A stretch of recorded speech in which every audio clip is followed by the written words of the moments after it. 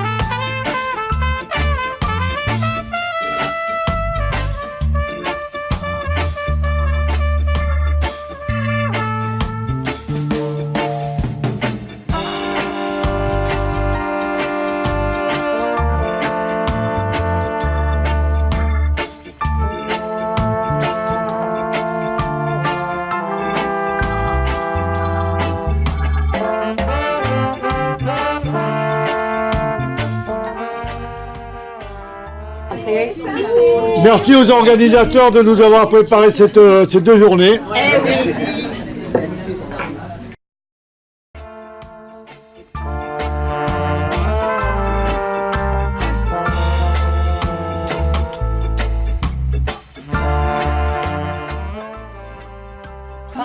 Des quiz musicaux.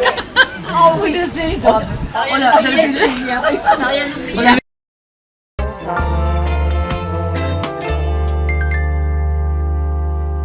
Tout à l'heure, quand on reviendra à l'espace histoire du musée là, vous pourrez voir des vestiges de ces ossements. Et ces ossements sont exposés ici un petit peu, au musée des Confiances à Lyon en grande quantité, au musée de Valence, au musée de Bâle aussi en Suisse, il y en a également à New York.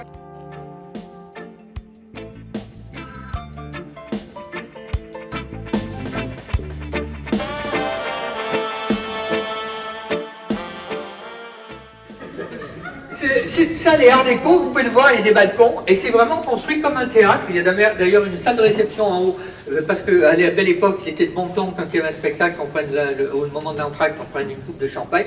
Donc tout est... Les artistes qui viennent là, ils sont nombreux ce soir à venir, ils ont la possibilité de pouvoir se reposer, ils ont des machines à café à disposition, frigo, douche et toilette. On voit bien là, hein. Ouais. Voilà. Donc la poutre en béton est le point central et l'articulation se fait là. Et le poids, je vous ai dit, le principe de la balance Roberval parfaitement équilibré, si on le lâche, il tient en équilibre, il n'y a pas de problème, hein, comme une balance Roberval, on met un kilo, là, qui descend. C'est parfaitement équilibré. L'ossature, suivant le principe Eiffel, c'est exactement comme la tour Eiffel est construite, le même système de baraudage. Alors, c'est pas les mêmes puissances de ferraille, évidemment, ça correspond à la structure. Mais comme vous pouvez le constater, si vous touchez avec les mains, c'est riveté à chaud. On a changé de place pour faire cette façon. Ah oui? Ah oui. On a enlevé les cercueils, on les a mis dans un autre truc pour que monsieur vienne là. Ah bon,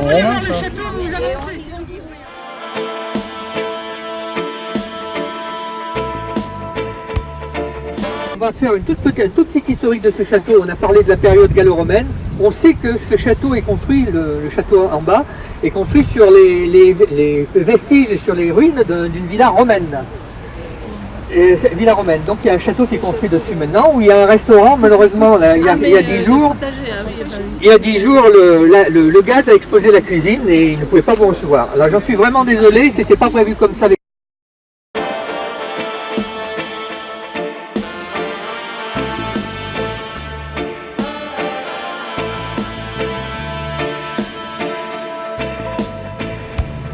Donc, ce château de Fontager, la légende dit, mais on sait maintenant que c'est pas une légende, Ponce Pilate en 1933 a quitté le lieu du procès et est venu se réfugier à Vienne, qui se trouve un petit peu au nord, qui est une ville gallo-romaine importante. Et en 1935, les Viennois l'ont chassé et c'est écrit dans ce cartulaire qu'il est venu se réfugier à peu près à une trentaine de kilomètres au sud de...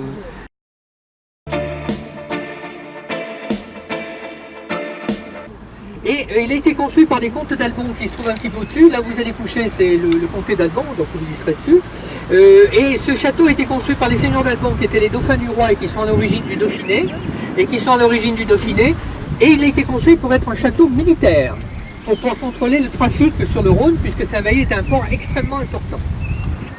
Ce château est venu au Poitiers, aux arrière-grands-parents de Diane, arrière-grands-parents de Diane, par un mariage. Une descendante des comtes d'Albon a épousé un Poitiers, elle a apporté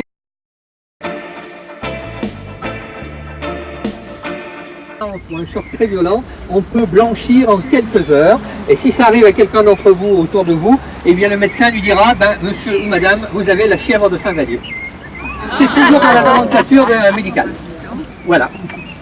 Ce que vous voyez, ce sont les arches de l'orangerie. Donc le château est classé, l'orangerie est classée, et les jardins à la française qui sont juste en bas, on ne les voit pas de là, qui ont été dessinés par le nôtre, sont...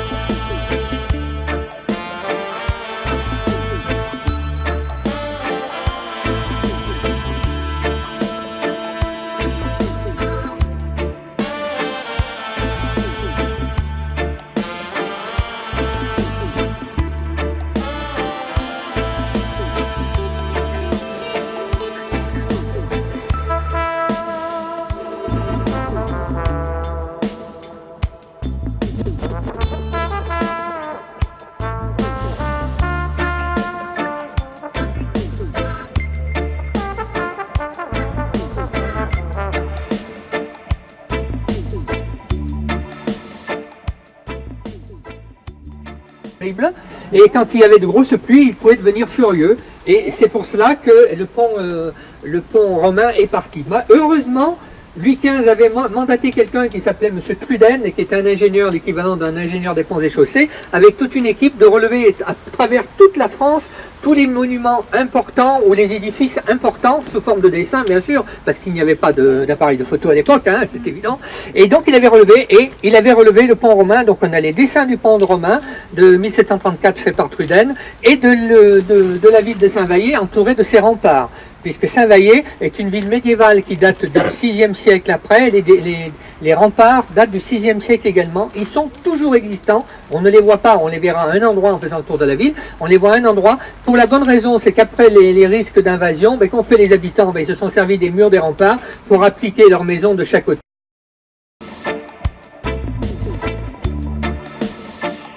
On verra l'intérieur et je vous expliquerai pourquoi, mais elle est très différente. Cette église est du XIe siècle. Elle a été construite dans les années 1140-1180 et elle est inscrite au patrimoine, entièrement. Regardez les petits chapiteaux, on en reparlera tout à l'heure quand on sera à l'intérieur, et le clocher. Ça, c'est l'hôtel de ville qui a été construit après la Révolution 1858. Il est de style napoléonien, avec des pierres blanches, qui est pour les gens qui sont du coin de Saint-Vallier, elle a été construite, cette mairie, avec les pierres de Crussol, qui se trouve juste au-dessus du tournant. Le bâtiment qui était en face, c'était l'hôpital. Il était l'hôpital jusqu'en 1924. Mais pour les gens qui ne sont pas du coin, ça ne donne pas beaucoup de choses, mais quand vous êtes venu d'autres rives, vous êtes passé devant l'hôpital. Ce grand bâtiment, vous êtes passé devant l'hôpital. Auparavant, avant 1924, elle était là. L'église, elle a un style aussi différent. Je vous ai dit, il y a 3 styles différents. Vous pouvez lire ce qu'il y a au-dessus, voilà, détruite, etc. Je vous laisse lire et je vous expliquerai après.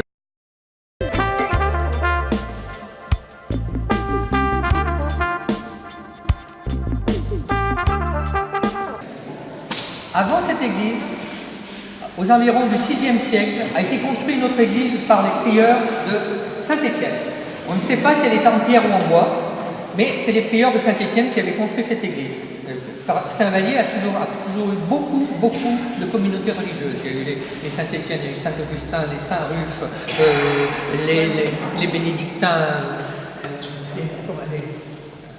il y en a eu plein, les Sœurs Saint-Joseph, les religieuses de la Nativité. Il y a eu beaucoup de... Et elle a toujours été un petit peu gérée par les religieux. Donc je vous ai dit, cette église a disparu dans les années 900, 950, on n'en trouve plus trace. On ne sait pas pourquoi elle a disparu. Est-ce qu'elle a flambé? Est-ce qu'elle était? On ne sait pas. On suppose quand même que les Sarrasins, l'invasion sarrasine était à cette époque. Et les Sarrasins étaient de l'autre côté du Rhône, puisqu'on a retrouvé, quand ils ont élargi la nationale 86, 8 squelettes d'une grandeur d'à peu près 1,80 m, enterrés à même la terre et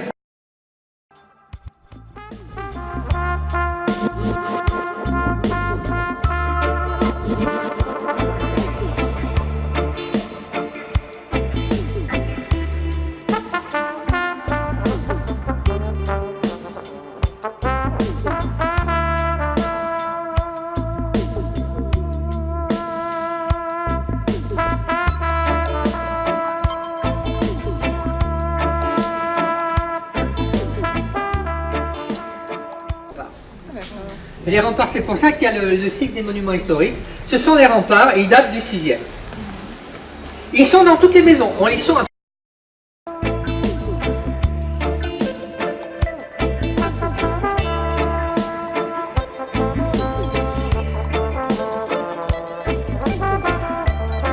est à l'intérieur de la ville médiévale, bien sûr. Il y a une chapelle qui est là, c'est une chapelle privée, où il y a toujours des offices. Et je voulais que vous regardiez cette porte. Donc Saint-Vallier est dans une ville médiévale. Sous cette ville, toutes les caves communiquent entre elles. On peut passer dans Saint-Vallier partout, sous les rues, partout, toutes les caves communiquent. Ce n'est plus tout à fait vrai maintenant, parce que qu'ont fait les gens, ils ont acheté des immeubles et puis se sont barricadés, ils ont mis des parpaings. Mais par exemple, pendant le bombardement de 1944, les Saint-Valliérois ont fui dans le...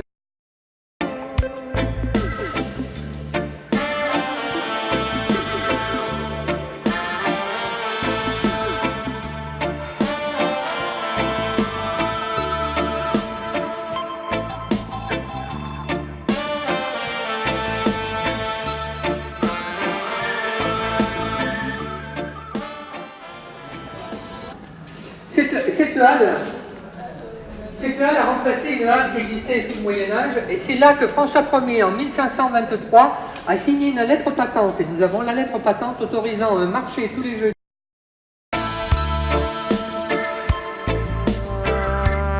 Il y avait 5 impôts et qui arrivaient à des dates complètement à n'importe quel moment, et ça leur était très difficile de pouvoir les payer. Et il leur a demandé, si les Saint-Valérois, ils ont demandé de faire quelque chose. Et monsieur de Poitiers a dit oui, tout à fait d'accord, on va supprimer les...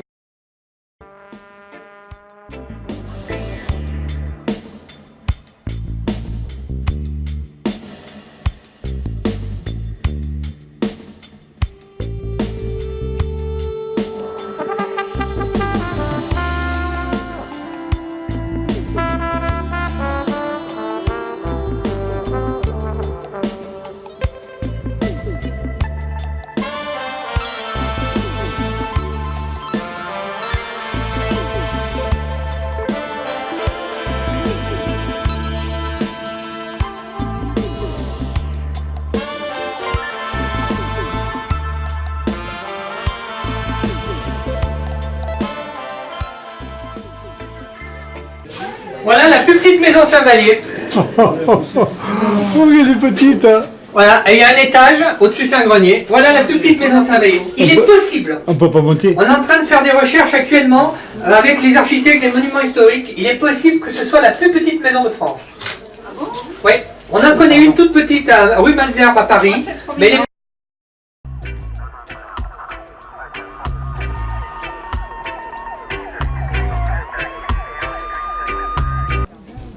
C'est pour ça qu'il est à l'extérieur. Dans ce château, la 3e croisade organisée par Richard de Cœur de Lion a été organisée ici. Richard Cœur de Lion est resté 8 jours ici, a organisé la 3e croisade et elle est partie de Saint-Vallier. Saint-Louis, quand il est descendu à Aigues-Mortes pour prendre le bateau pour aller pour la 7e croisade, il a couché dans ce château également. Henri III, après les guerres de religion, il y a eu un conseil d'État qui s'est réuni à Romans. Il a couché là également avant de prendre le bateau pour remonter sur la région parisienne. Donc il est passé des gens célèbres. Napoléon a couché à Saint-Vallier 2 fois. Et il a écrit un document qui s'appelle Réflexions sur l'amour, qui est classé et exposé au Louvre. Et il est bien marqué, fait par Napoléon à Saint-Vallier.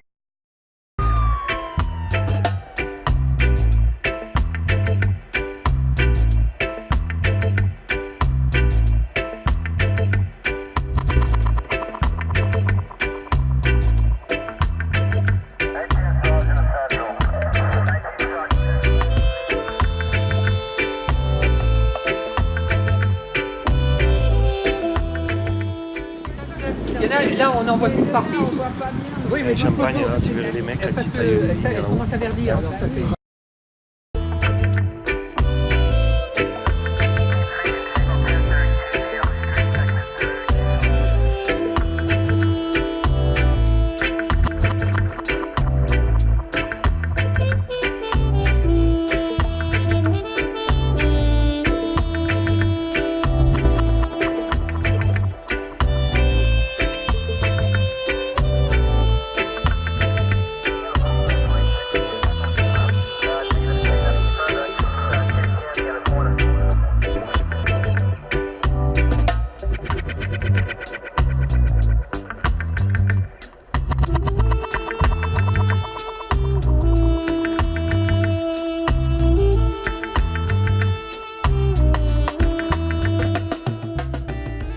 C'est un membre de l'association qui l'a fait, elle est à l'échelle la maquette.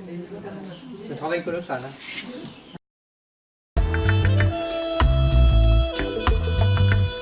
On voit pas de la rue, vous n'avez pas vu.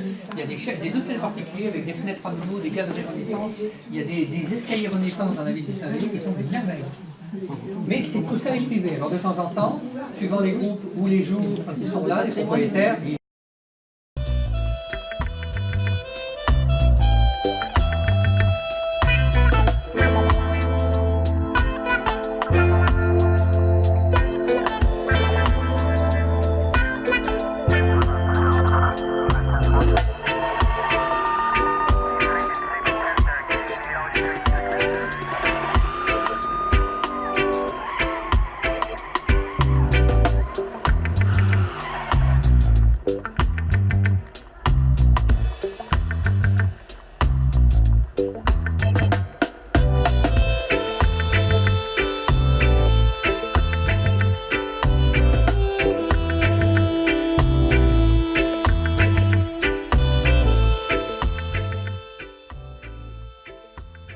gauche, il y a un parking et le bateau. C'est à cet endroit que je vais vous récupérer tout à l'heure. D'ailleurs, vous avez un aperçu d'un bateau. Ah oui, Un roue. oui. Donc ça sera là.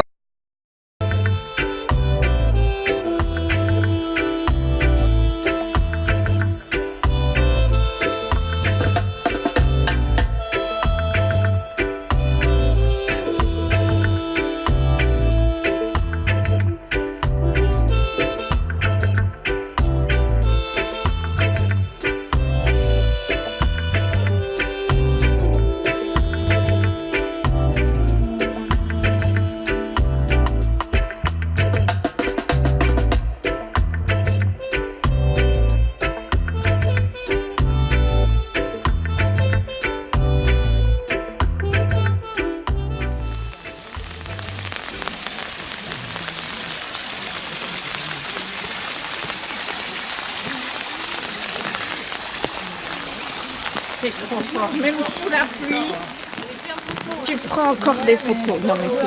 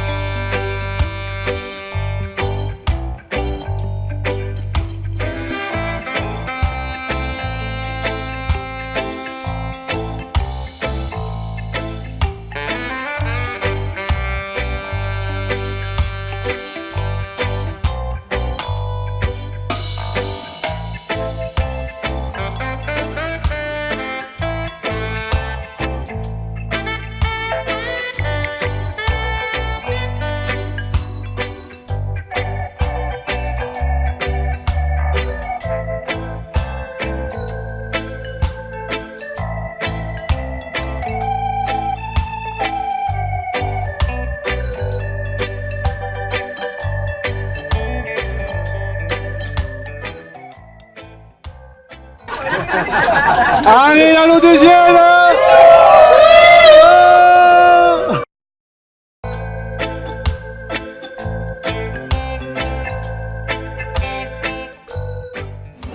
Nous allons commencer par remonter le cours de la rivière Isère, pour quelques centaines de mètres encore, afin de passer devant le jardin des fontaines pétrifiantes et devant le château de la Saône.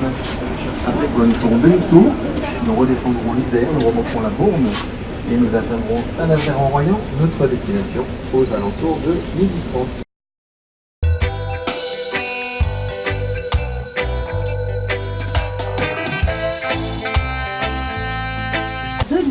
Et également sur la rivière Isère. Et sur la gauche du bateau, nous passons devant le jardin des fontaines pétrifiantes. Ce jardin, initialement, c'était l'ancienne décharge industrielle du village. Et c'est au début des années 90 que la société du bateau à roues a racheté le site, l'a nettoyé pendant 1 an et ensuite pendant 2 ans, on a conçu le jardin avec des jardiniers et des architectes paysagistes. Aujourd'hui, ce jardin, il fait plus de 8000 m² et c'est un véritable tour du monde botanique puisqu'on y retrouve plus de 600 espèces de végétaux différents. C'est un espace qui est à la fois minéral, végétal et aquatique. Et cet espace, il a été conçu autour des tufières. Là, on peut voir la principale tufière du jardin en contrebas de la grande cascade. Donc c'est l'eau de toutes ces sources qui est extrêmement chargée en calcaire. Le calcaire présent dans l'eau va se répandre sur les mousses qui vont peu à peu se transformer en pierre et former du tuf.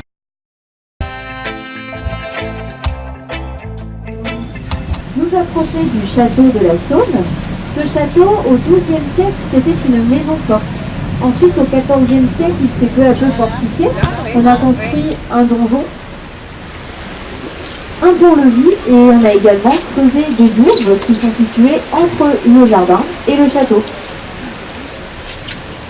Et ensuite, à la fin des guerres de religion, au cours des XVIe et XVIIe siècles, le château fort a laissé place peu à peu au château de Plaisance. Et c'est à cette époque que l'on a construit le corps de logis qui surplombe l'Isère et qui possède des fenêtres à meneaux, les fenêtres typiques de cette période Renaissance. Le château de la Saône, c'est un château qui est privé, qui est encore habité aujourd'hui, donc on ne peut pas le visiter. Mais on peut éventuellement le louer pour des événements, et c'est un monument historique depuis 1900.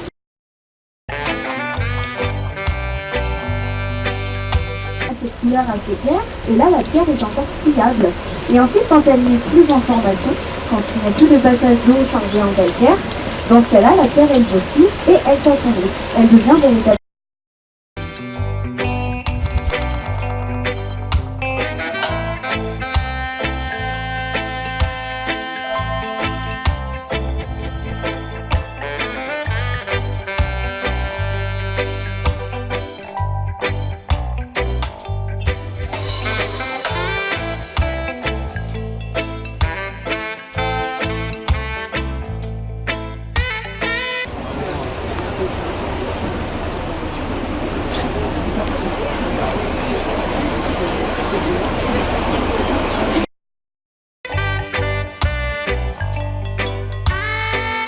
Des anciennes carrières de cuivre. Ici, bien avant la construction du village, il y avait une immense palette de cuivre qui faisait plus de 2 km de long, qu'on a commencé à exploiter dès le XIIe siècle.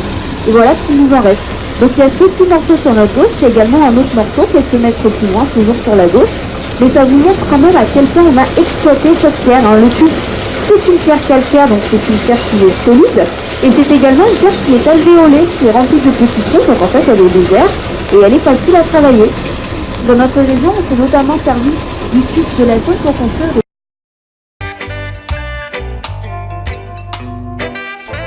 que le château de la Saône que nous venons de dépasser, puisqu'il a été construit au XIXe siècle par l'un des industriels du village, qui a fait fortune grâce au moulinage à soie. Donc il s'agit du domaine de Combelongue, et c'est un domaine qui est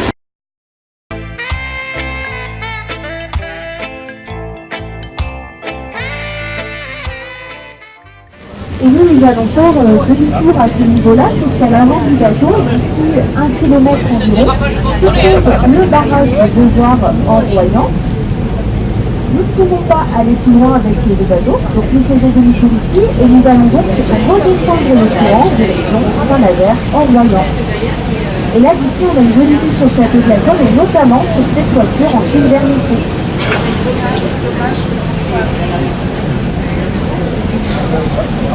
Et c'est marrant parce qu'on est clochers, ça me rappelle dans l'est de la France, côté de Besançon, par là, ils ont tous des clochers de l'église qui sont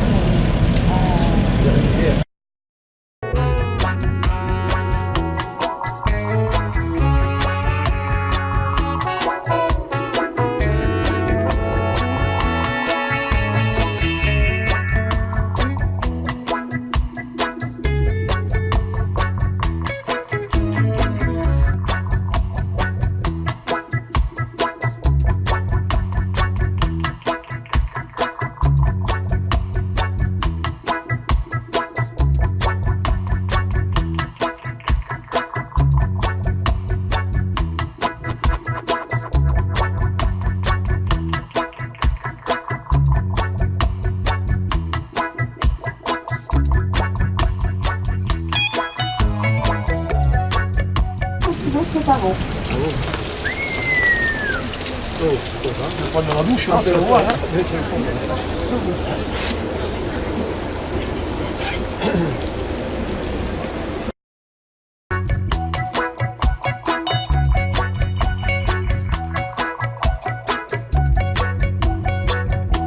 religieux, mais c'est encore un bâtiment industriel que l'on peut voir.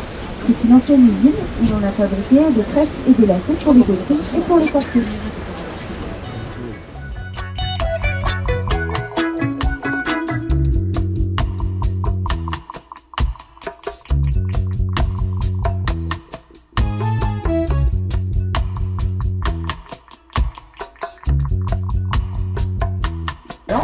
Et derrière nous, il y a Grenoble également, à une cinquantaine de kilomètres. Par contre, en bateau, on ne peut pas relier Valence à Grenoble, puisque sur la basse Isère, la partie entre Grenoble et justement le Rhône, tout au long du XXe siècle, on a construit des barrages EDF. Il y en a 6. Ces 6 barrages n'ont pas d'écluse, on ne peut pas les franchir. Nous sommes véritablement bloqués entre 2 barrages. Mais bien avant la construction des barrages, il faut imaginer que sur l'Isère, on naviguait énormément. Pendant des siècles, l'Isère, elle a servi d'axe commercial entre le Dauphiné, les Alpes, et le midi de la France, la Méditerranée. Autrefois, on se servait de l'Isère, notamment pour transporter des matériaux assez lourds, assez encombrants, comme notamment des matériaux de construction. On pouvait par exemple y transporter de la chaux, du plâtre, du minerai de fer de Grenoble, du tuf de la Saône, du bois du Vercors, et même des produits locaux comme des noix. Et toutes ces marchandises, on les transportait sur des radeaux. Les radeaux, ils étaient construits au sud de la Savoie, au village de Montmélian. En moyenne, les radeaux, ils mesuraient 10 mètres par 5 et ils pouvaient transporter jusqu'à 15 tonnes de marchandises. Et il fallait compter en moyenne 6 à 7 jours de navigation à ces radeaux pour qu'ils puissent relier le Dauphiné au midi. Et quand ils arrivaient dans le sud, les radeliers, ils vendaient leurs marchandises et ils vendaient aussi les radeaux. Les radeaux, ils étaient démontés et on se servait du bois des radeaux pour construire des charpentes, des coques de bateaux, ou alors on s'en servait tout simplement pour le bois de chauffage. Et une fois qu'ils avaient vendu leurs marchandises et leurs radeaux, les bateliers, ils avaient 2 possibilités.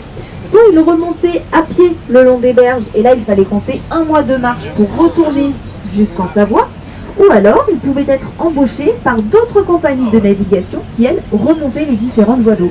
Et effectivement, sur la droite du bateau, il y a un héron cendré qui vient juste de s'envoler. Ah oui. Ils sont bien le long des berges, les animaux.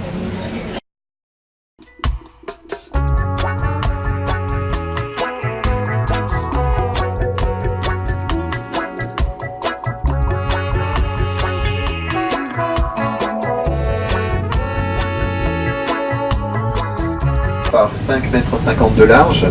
Le tirant d'eau est plutôt faible puisqu'il fait moins d'1 mètre, ce qui nous permet de passer à peu près partout ici sur ce plan d'eau, à l'exception de quelques zones de haut fond bien localisées que l'on connaît et que l'on contourne. Le poids du bateau à vide est d'environ 24 tonnes, auquel on peut ajouter une dizaine de tonnes pour les passagers lorsque le bateau est complet, 1,5 tonne pour le carburant embarqué et 1 tonne pour l'eau douce qui est à bord. 26 quoi. La coque du bateau ainsi que toutes ces superstructures sont en aluminium. Il a été fabriqué dans un chantier naval en Charente-Maritime, dans la région de Royan, et il n'est pas arrivé jusqu'ici par la voie fluviale, puisque sur la basse Isère, il y a plusieurs barrages sans écluse que l'on ne peut pas franchir. À la sortie du chantier, le bateau a donc été chargé sur la remorque d'un camion, et il a fallu une dizaine de jours à ce convoi exceptionnel pour parcourir la distance.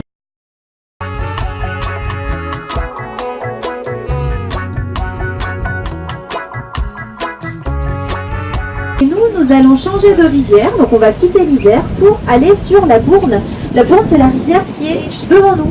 Et à l'avant du bateau, sur la gauche, on peut voir un îlot. À gauche de cet îlot, c'est une vasière. Il y a seulement 20 cm d'eau. Et à droite de l'îlot, là où nous allons passer avec le bateau, il y a 12 mètres de fond. C'est l'endroit le plus profond du trajet. Et effectivement, la vasière, c'est un véritable garde-manger pour les oiseaux. Et sur la gauche, on peut voir quelques hirondelles rustiques, un couple de cygnes, et puis des canards colverts. On peut voir également sur la gauche les oiseaux noirs et blancs et les oiseaux marrons. Ça, ce sont des couples de fuligules morillons. Les mâles sont noirs et blancs, les femelles sont marrons. Et à l'avant du bateau également, sur la gauche, on peut voir un oiseau blanc avec les ailes grises qui est posé là sur un morceau de bois. Alors ça, c'est un goéland, le goéland le coffet. Alors les goélands, à la base, bien sûr, ce sont des oiseaux marins, mais ce sont surtout des oiseaux qui mangent de tout. Donc ça fait plusieurs décennies.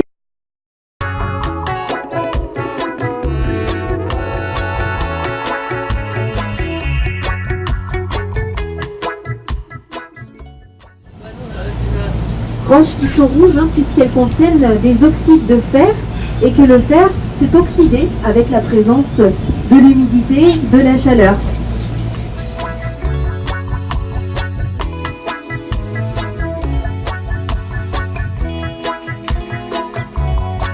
Ils viennent depuis la Saône avec nous. Quel est l'élément architectural caractéristique ici au village de la Saône? C'est son aqueduc. Nous allons pas tarder à le voir. Donc l'aqueduc de Saint-Nazaire-en-Royans qui a été construit en 1876 et qui transporte de l'eau et de l'eau de la Bourne, la rivière sur laquelle nous sommes actuellement. Et donc l'aqueduc fait partie du canal de la Bourne, ce canal qui va jusque dans les plaines de Valence et qui sert donc à l'irrigation.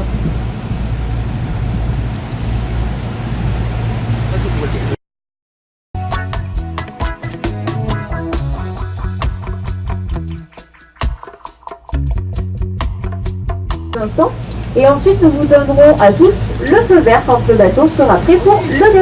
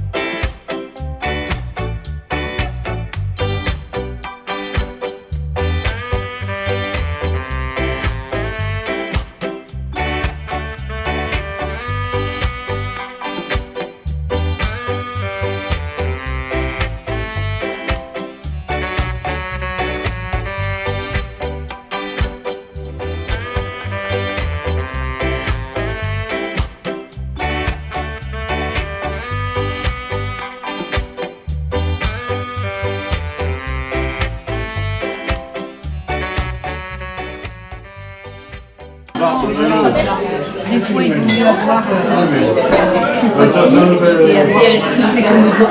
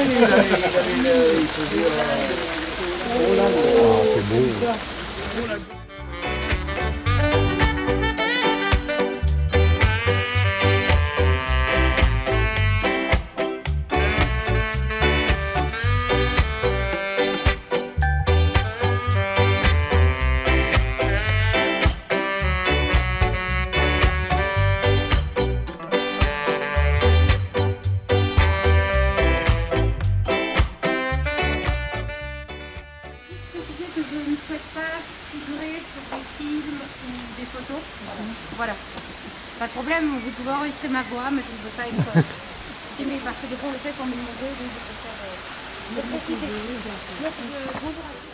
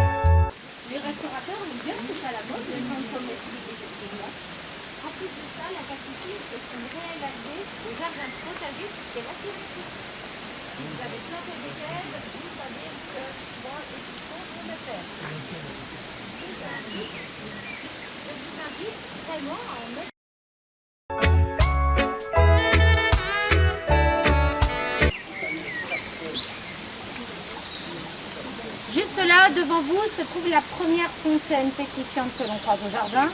C'est aussi la plus petite et donc la plus jeune. Je vais donc vous parler ici du phénomène de la pétrification. L'eau qui arrive ici, c'est de l'eau qui est calcaire, mais qui est très calcaire. 10 fois plus calcaire qu'une eau minérale. Cette eau, on ne peut pas la boire. En plus d'être très calcaire, l'eau est légèrement gazeuse. L'eau, quand elle sort du sol et qu'elle rentre en contact avec l'air, dans un premier temps, elle dégage. Le dioxyde de carbone s'échappe, ce qui va libérer le calcaire. L'eau s'écoule et le calcaire qui s'est rendu disponible va venir se déposer sur le premier obstacle qu'il rencontre. Ici, c'est la mousse. Quand le calcaire se dépose sur la mousse, il va là.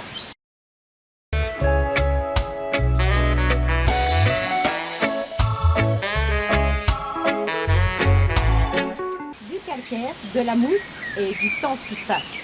Cette roche a longtemps été exploitée dans la région, car c'est une roche qui est très poreuse, très malléable. En plus de ça, elle est isolante.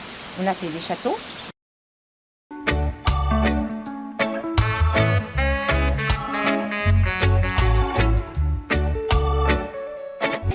Passent beaucoup plus de temps à se redéployer que l'Anis à se servir. On retrouve Mimosa pudica sur toute la ligne de l'équateur. Dans son milieu naturel, par exemple, sur l'île de la Réunion, c'est une plante envahissante, buissonnante, qui fait plus d'1,50 m. Ici, dans les jardinières, ce n'est pas du tout son niveau.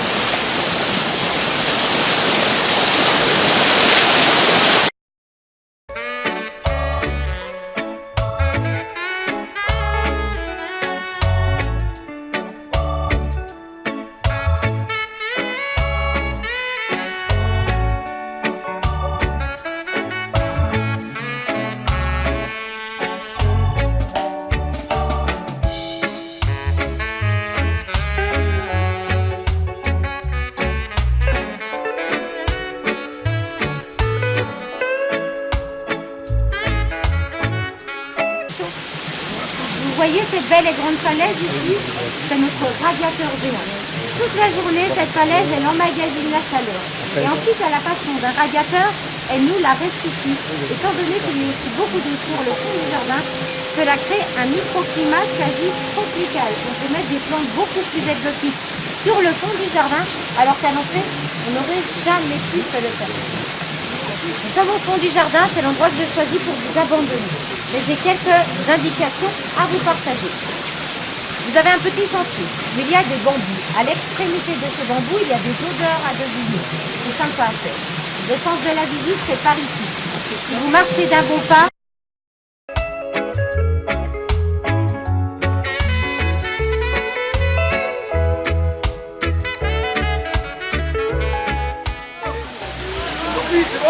Allez, voilà! allez, ouais! Ouais, encore!